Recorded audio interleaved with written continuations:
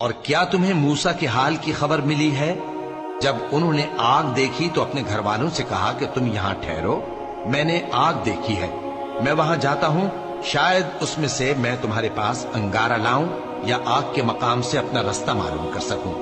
پھر جب وہ وہاں پہنچے تو آواز آئی کہ اے موسیٰ،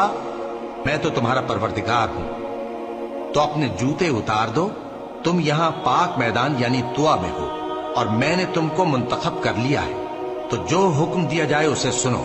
بے شک میں ہی اللہ ہوں، میرے سوا کوئی معبود نہیں، تو میری عبادت کیا کرو اور میری یاد کے لیے نماز پڑھا کرو۔ قیامت یقیناً آنے والی ہے، میں چاہتا ہوں کہ اس کے وقت کو پوشیدہ رکھوں تاکہ ہر شخص جو کوشش کرے اس کا بدلہ پائے، تو جو شخص اس پر ایمان نہیں رکھتا اور اپنی خواہش کے پیچھے چلتا ہے کہیں تم کو اس کے یقین سے روک نہ دے،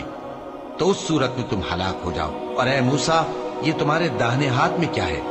انہوں نے کہا یہ میری لاٹھی ہے، اس پر میں ٹیک لگاتا ہوں اور اس سے اپنی بکریوں کے لیے پتے جھاڑتا ہوں، اور اس میں میرے اور بھی کئی فائدے ہیں۔ فرمایا کہ موسیٰ اسے زمین پر ڈال دو،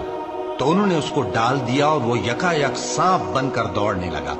فرمایا کہ اسے پکڑ لو اور ڈرنا مت، ہم اس کو ابھی اس کی پہلی حالت پر لوٹا دیں گے، اور اپنا ہاتھ اپنی بغل میں دبا لو